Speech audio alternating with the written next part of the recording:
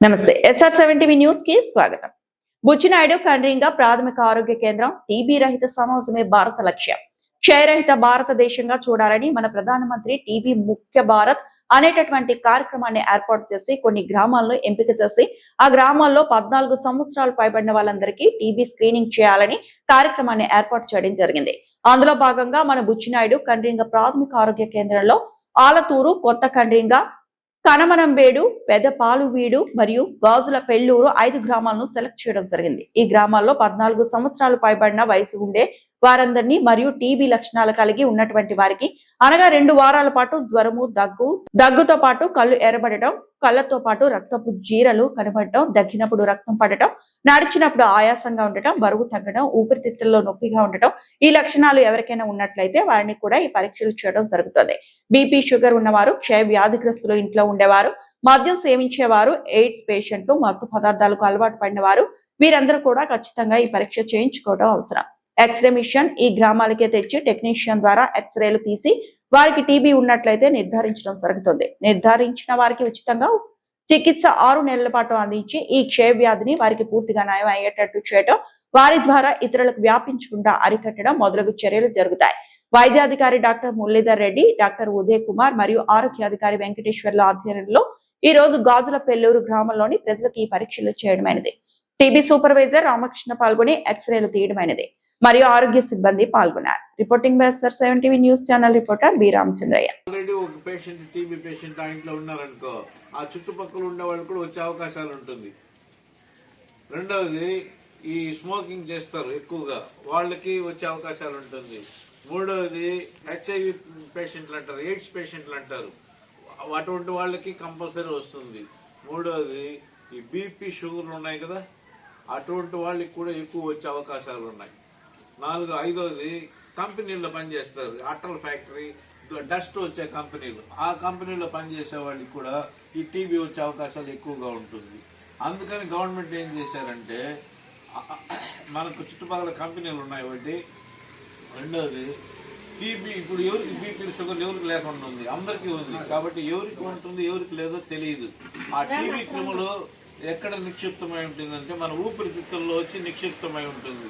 మళ్ళీ మనం ఆ పేషెంట్, టీబీ పేషెంట్ తుమ్మినప్పుడు, దగ్గినప్పుడు డ్రాప్లెట్స్ అంటే తుంపర్లు పడతాయి కదా, ఆ తుంపర్ల ద్వారా క్రిములన్నీ బయటకు వచ్చి గాలిలో కలిసి మళ్ళీ పక్కన వచ్చే అవకాశాలు ఉంటుందన్నమాట.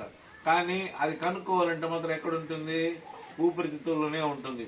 ఊపిరితిత్తుల్లో చేరి మనము ఊపిరితిత్తుల పనేమి, మనం గాలి తీసుకోవాలి బయట నుండి. ఆ గాలిలో ఆక్సిజన్ మాత్రం అది తీసుకుంటుంది. ఆ ఆక్సిజన్ తీసుకుని అన్ని భాగాలకు, మన శరీరంలో ఉండే అవయవాలకు అన్నిటికీ పంపిణీ జరుగుతుంది.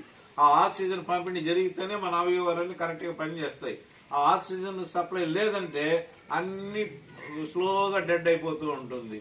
మన ఊపిరితిత్తులు ఎప్పుడైతే ఈ క్రిములు అధికంగా చేరిపోయి గాలి తీసుకోవడం అనేది తగ్గిపోతుందో ఆటోమేటిక్ గా ఆక్సిజన్ శాతం కూడా తగ్గిపోతూ వస్తుంది. ఆఖరికి చనిపోయే అవకాశం ఉంటుంది. ఎప్పుడు మనం ముందు జాగ్రత్తగా దాన్ని చూసుకోకపోతే, ముందు జాగ్రత్తగా మనం కానీ చూసుకున్నట్లయితే దీనికి ట్రీట్మెంట్ ఉంది. 6 నెలల పాటు గవర్నమెంట్ ఉచితంగా ట్రీట్మెంట్ ఇస్తుంది. ఆ టాబ్లెట్స్ ని రెగ్యులర్ గా కానీ మింగినారంటే, అంటే వారి యొక్క బరువును బట్టి ఇస్తారు. అది టాబ్లెట్స్ రోజుకు 2 గానీ 3 గానీ 4 గానీ అట్లా ఇస్తారు. అది 6 నెలల పాటు ఖచ్చితంగా దాన్ని కానీ మింగినామంటే మన ఊపిరితిత్తుల్లో ఉండే క్రిములన్నీ నాశనం అయిపోతాయి, తినేసి అది చంపేస్తుంది ఆ టాబ్లెట్స్. తర్వాత మామూలు మనిషి అయిపోవచ్చు అనమాట. అంటే చనిపోయే అవకాశం లేకుండా జరుగుతుంది. రెండోది, ట్రీట్మెంట్ కానీ కొద్దిమంది తీసుకోకుండా నెగ్లెక్ట్ చేస్తారు. వాళ్ళు చనిపోయేది కాకుండా వాళ్ళ ద్వారా 20-30 మందికి వ్యాపింపజేసేసి వస్తారు వాళ్ళు.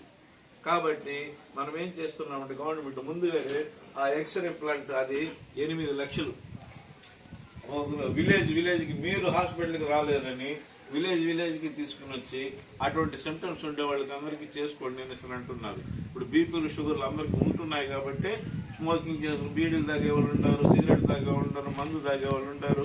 తర్వాత కొంతమంది ఇంజక్షన్ వేసుకునే వాళ్ళు ఉంటారు, మధ్య ఇంజక్షన్ వేసుకునే వాళ్ళు అందరికీ చేసేస్తున్నారు అన్నమాట. 14 ఏళ్ళు పైన వాళ్ళకి అందరికి కూడా. కాబట్టి మీరు చేసుకునేసి వెళ్ళి అందరికీ పిలుచుకుని పంపించి చేయించుకోండి. ఒక టెస్ట్ మీరు దీన్ని చేసుకోవాలనుకుంటే మామూలుగా వెళ్ళి చేసుకుంటారా? మీకు ఏదైనా ఇబ్బంది వచ్చినప్పుడు జ్వరం వచ్చినప్పుడు లేదంటే తగ్గిపోయినప్పుడు లేదంటే గళ్ళ పడినప్పుడు వెళ్తారు హాస్పిటల్కి. అక్కడికి వెళ్ళి ఆ లోపల సగం తినేసి ఉంటుంది. అప్పుడు ట్రీట్మెంట్ తీసుకునేసి అప్పుడు ఇది చేసుకోవాలంటే మీకు ఆరోగ్యము పాడైపోతుంది, మీ ఇల్లు నాశనం అయిపోతుంది, డబ్బులు ఖర్చు అయిపోతుంది, ఒకవేళ ప్రాణాలు పోయే పరిస్థితి కూడా వస్తుంది. కాబట్టి ముందు జాగ్రత్తగా మీరు చేసుకోవడం అనేది మంచిది. ఇది మీకే ఉచితంగానే చేస్తున్నారు. ఒకవేళ బయట ఇది ఇప్పుడు ఈ రిపోర్ట్స్ అన్ని చేసిన తర్వాత ఇవన్నీ విజయవాడకి వెళ్తాది, ఈ ఎక్స్రేలు అన్ని సిస్టమ్ ద్వారా.